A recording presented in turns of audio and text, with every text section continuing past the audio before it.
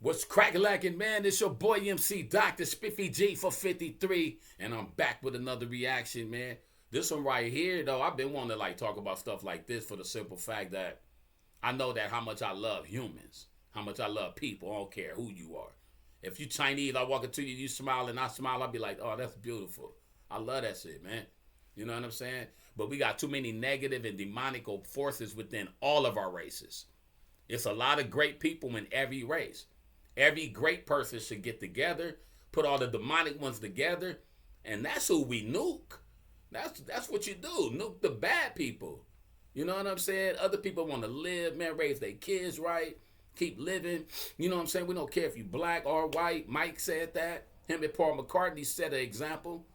Martin Luther King came as a set of example. You know what I'm saying? And my example is this.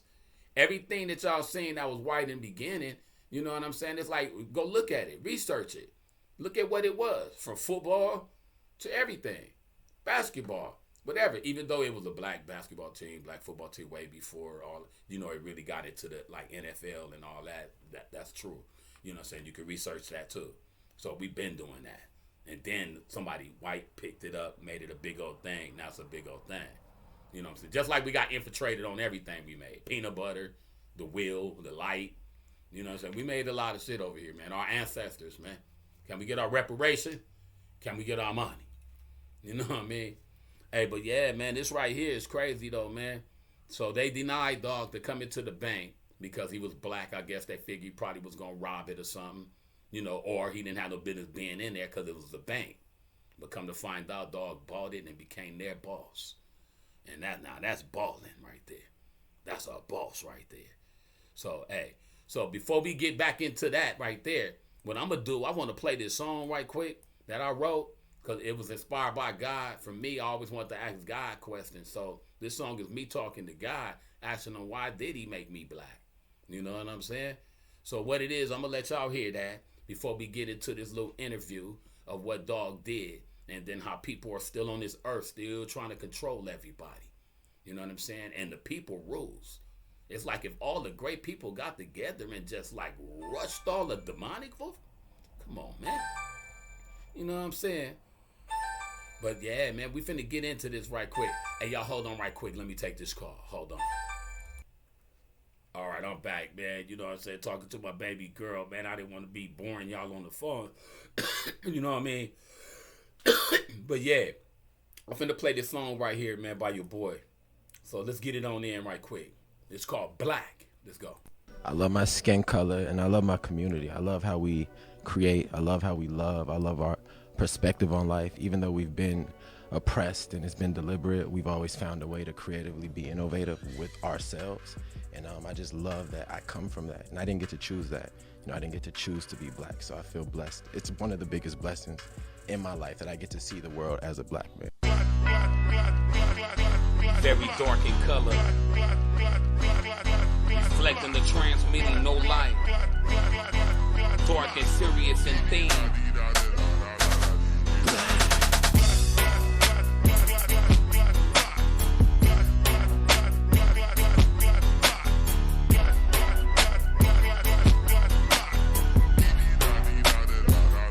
So God, I ask, why did you make me black? God, why did you make me black? Why did you make me someone in this world they always try to hold back? Black is what people are labeled when others want to keep you away. Black is the color of a shadow, cast black at the end of the day. God reply, I made you black from which language or form? I made you the color of oil or the black gold which keep people warm. My knowledge is strong to withstand the burdens of time. Look in the mirror, what do you see? Image of mine. Look in that mirror and tell me what you see. I didn't make you in the image of the darkness. I made you in the image of me. Why people think I'm useless? How come I feel so used? Why people see my skin and think that I should be abused? Lord, I'm confused. We were born on earth to sin. What is it about my skin? And you don't know the person from within. Black is the color of the dirt from the demon hands and grimy feet. Black is the color of my race. Living on these beaten streets, now that's black.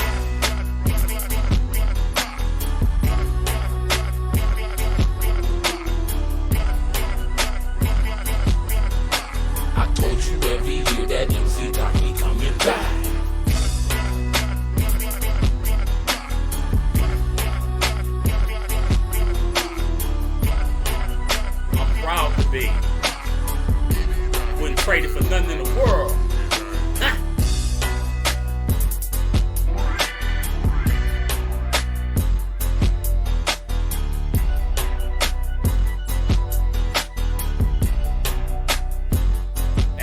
Everybody get along, baby. Don't be fooled by this shabby hat. Beneath this hat hides a top business acumen. This little black boy named Bernard is a shoe-shining boy, but pay attention, he chooses to set up his stall in front of the bank intentionally so that his customers are all rich white people. Oh boy, grinding. He doesn't care about the little money earned by shining shoes. He works slowly so he can hear the financial secrets white people are talking about while they wait. As soon as they leave, the little boy would write it down in a notebook. All he really wants is the valuable financial knowledge he heard from them. From a very young age, he knows that his lifelong dream is to become a banker. This is Texas in 1939, a place where black people are oppressed by severe discrimination. His father tells him sadly that his dream is impossible, but Bernard's eyes show determination against all odds.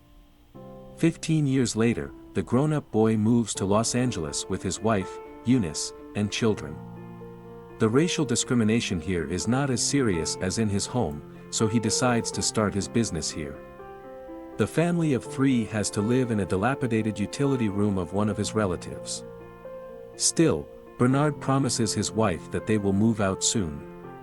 He starts as a real estate agent and searches for houses for sale everywhere in the city. Through keen observation, he finds that the black community in Los Angeles is overcrowded, while the white community still has many empty houses. Now, I'm from Los Angeles, born and raised. I'm going to get right back to the story. I'm just saying, man, hey, we had it rough as little kids in the 60s, so imagine the 50s and the 40s, man. Black people have rental needs and financial strength, but there is no market. This is a great business opportunity for real estate speculation and renting. He sees a white-owned apartment with weeds on the front door, obviously not in very good condition. Still, only he sees the advantage of the house's location, which is adjacent to the black area.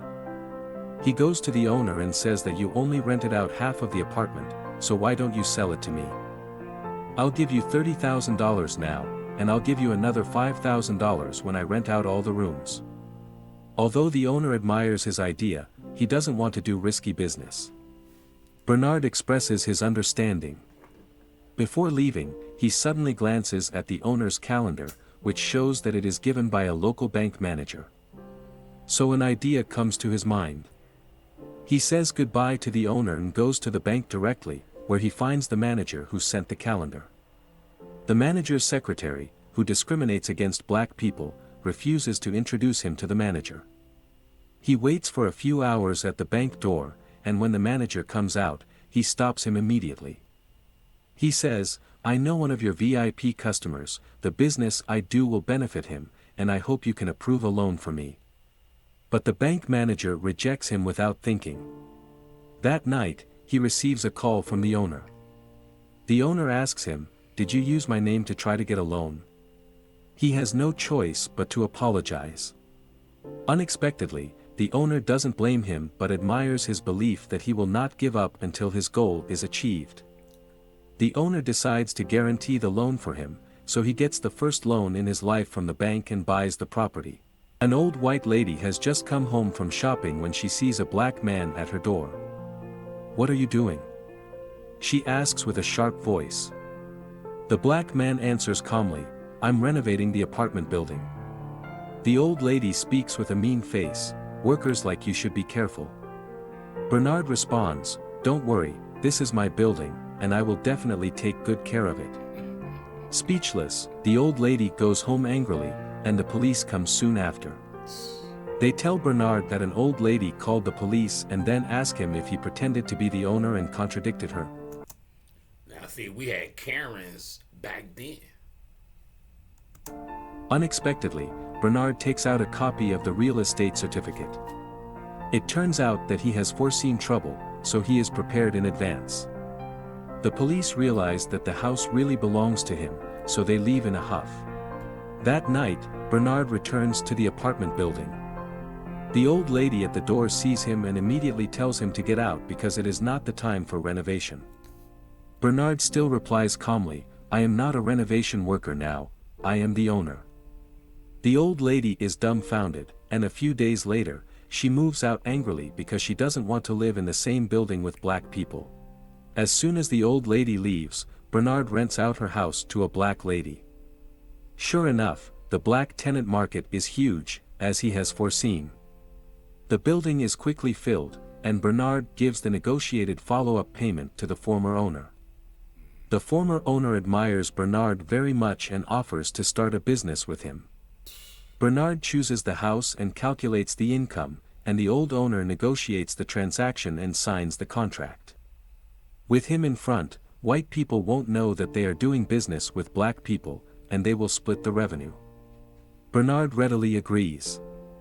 The cooperation between the two goes very smoothly, and they make a lot of money immediately. Bernard also moves from an apartment block to a mansion shortly after, providing a happy life for his beloved family. This is his wisdom: when someone discriminates against him, he will not punch back, because then he will fall into other people's game rules. He wants to play his own rules. Rational, economic, and maximum profit is his ultimate goals. However, life does not always go smoothly, and challenges can arise at any moment. The former owner who works with Bernard is old and frail and dies suddenly a few years later. His equity in the company is inherited by his wife. This woman severely discriminates against black people and doesn't want to cooperate with Bernard. She contemptuously offers to buy Bernard's shares at a very low price, and if he disagrees, she will sue him. In that era, when whites and blacks litigate, who do you think the judge would favor? Bernard is not willing to be treated so unfairly, so he decides to go to court. But he had to find someone to testify to prove his cooperative relationship with the old owner. He thinks of the bank manager, but the manager has already cooperated with the widow and avoids Bernard again. Extremely disappointed, Bernard stands in the bank and looks around. The neat and tidy bank building shows systematically discriminatory fangs everywhere. Just because of the color of his skin, he is often scorned when he walks into the bank. Thinking of this, a bold plan gradually rises up in Bernard's mind. There are 4 banks in one building, and each of them has closed doors for this black man. At this moment, Bernard's mind generated a genius idea: I will buy this building and see who of you dares to discriminate against me again. So Bernard finds Joe, another black real estate developer in Los Angeles, and tells him his plans. Central, baby. At first, Joe thinks he is out of his mind because the land price of the building is extremely high, and never has a black person ever bought land in LA downtown. But after discussing it for a while, Joe discovers that Bernard is not a delusional man but a thoughtful rationalist. Why does he want to buy this building? Because as long as he owns the building, the bank inside will serve him. They dare not refuse to give him a loan. They will also disclose the real estate trend to him so that his real estate business will be smoother. Joe is shocked by his idea, but after thinking about it, he believes it will work. Although he is extremely wealthy, he is also subject to white people everywhere. If he can step on white bankers on white land, he will make more money. However, they still cannot negotiate transactions with white people directly, so they need a white person as an agent. In this regard, Bernard already has an idea in mind: Matt, who has been helping him with renovations. This guy is an honest man. He's also very ambitious, just a little inexperienced. So Bernard and Joe set out to train Matt comprehensively, teaching him golf, high-class manners, mathematical thinking, and real estate. Matt lives up to expectations and quickly becomes proficient at golf. While playing golf, he can calculate real estate valuations, just like a young and promising entrepreneur. At a golf club, Matt meets the owner of the bank building. Of course, this encounter is also arranged by Joe. The conversation goes well, Matt gets the chance to buy the building, and the rest will be negotiated. But Matt doesn't know how to do it. Don't worry. Before the negotiation, Bernard helps Matt make all the preparations. He first counts the number of lights on in the building after dark, calculates the vacancy rate of the building, and then gets the building estimate value. Through the building's annual revenue and operating costs, Bernard prepares any numbers that might be involved and asks Matt to memorize these numbers before meeting with the owner. As a result, no matter how the big boss bluffs about his property, Matt is always one step ahead and gives out the exact number, which shocks the big boss. The accountant beside him is also dumbfounded. They all think that they have encountered a math genius and can't fool him at all. In the end, Bernard gets the building that is initially priced at more than $2.4 million for just $1.56 million. From then on, whenever Bernard goes in or out of the building, the president of every bank will come to shake his hand. The little manager who made things difficult for him in the past is shocked. Hey, man. With the support of the banking industry, Bernard and Joe's real estate careers expand rapidly. They break the strict zoning of Los Angeles's black and white segregation single-handedly. Many young and promising blacks move into white neighborhoods. Soon after, they even get received by the vice president. Several years later, in 1963, Bernard takes his family back to Texas to visit his father, Britton. After their dinner, Britton tells Bernard that he's proud of his accomplishments. The next day, Bernard walks around town with his son. Before they know it, they are standing in front of the bank where Bernard worked as a shoeshine boy. At that time, Texas was the most racist place in America. Still is. They meet a young boy shining shoes just like Bernard used to when he was little. To Bernard's surprise, the boy will only work on the shoes of white people. This little incident touches Bernard and awakens his sense of responsibility to his fellow man. He secretly makes up his mind that he must change the status quo and help the black community in his hometown get better housing. The next day, Bernard visits Joe and tells him that they should buy the Mainland Bank in Texas. Joe thinks Bernard is out of his mind for even thinking about it because the racism in Texas is so severe. Yes. But Bernard manages to show compelling reasons to make the purchase. In the end, Joe agrees to help Bernard out. They recruit Matt again and use him to be their frontman once more. They meet with the bank owner, Robert Florence Sr. and Jr., to discuss the numbers of the deal. Despite Florence Jr.'s suspicions, Sr. sells the bank to Matt and his partners. With the Mainland Bank acquired, Bernard gets to work and starts helping the African Americans in town get approved for loans. It would seem that Bernard's goal is to help his fellow men get a fair chance at housing and even money-making opportunities. Things go well for a time until Florence Jr. starts investigating the loans that their bank approves. One day, Florence follows Matt and meets up with Bernard and Joe. He confronts them about the loans they approved and threatens them with a letter from the U.S. Treasury Department. He says that the department will inspect the bank's operations in 1 month. As Florence Jr. leaves, the guys discuss their next moves. During that time, Matt comes up with a suggestion. He suggests that they buy another bank and transfer the problem loans from Mainland to that bank. They discuss the purchase of the Bank of Marlon Moore, and Bernard says the main problem is overseeing the operations of the bank. In response, Matt suggests that he be allowed to run the new bank. Bernard expresses his discomfort with the idea, but he eventually settles with letting Eunice keep an eye on Matt. In the end, Matt gets to run his bank just like he wanted. The next day, Matt meets up with a lawyer and starts signing loan contracts on his signal. Sometime later, Matt receives a call from Florence Jr. regarding clients that want to withdraw all their money from Mainland. To make matters worse, a federal bank examiner arrives at Marlon.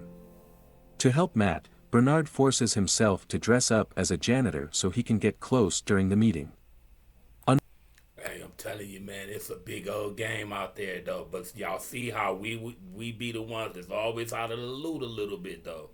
So if y'all looking at this as racism, look at it like who's being racism against. You know what I'm saying? That's crazy, bro.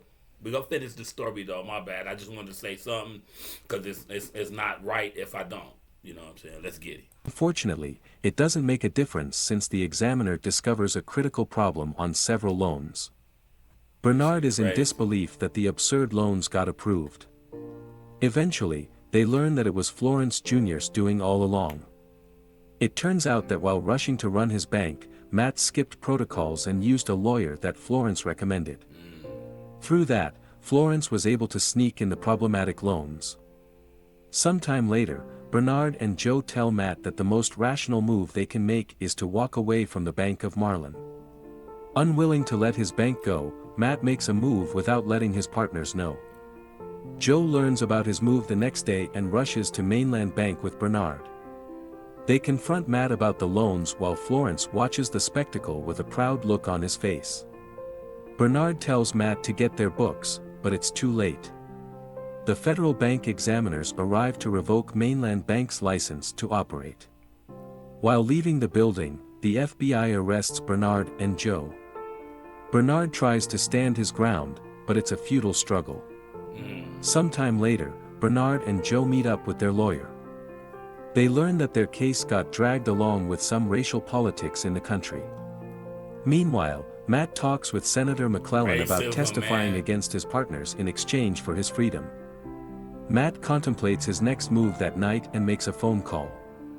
Matt follows McClellan's suggestions and testifies against his partners at the Senate hearing the next day. Later that day, Bernard also meets with McClellan and listens to his proposal. He gives him a choice to take an immunity deal and confirm Matt's testimonies, or Bernard can say whatever he wants and go to jail. In the end, Bernard decides to say the words that have been kept in his heart for years. He talks about racial discrimination in the country. Shortly after that, both Bernard and Joe's fortunes got decimated after the hearing. The two also got sentenced to federal prison. Florence Jr. purchases the Mainland Bank for a small fraction of the price paid by Bernard and Joe. Meanwhile, Matt Steiner never got charged with any crime. Several years later, Bernard and Joe get out of prison. Eunice finds it strange that the two men seem happy even after losing all their fortune. It turns out that's not the case at all. Joe reveals that they have properties next to each other in the Bahamas. Eunice is in disbelief and asks Bernard how that happened. It turns out that the man Matt called the night before his testimony was Bernard.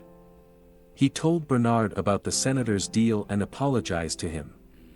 In return, Bernard asked Matt a favor before the government could seize their assets. The movie ends after we learn that Bernard and Joe's residential properties were instrumental to the fight against housing segregation in LA, and they still have two mansions next to each other in Bahamas. You know what I'm saying? So they still came up in their own little way. You know what I'm saying? But the goal is we can work the fuck together and make just way more money. You hire a lot of people, more work can get done. Pay everybody. They happy about their job. Man, y'all tripping out there, man.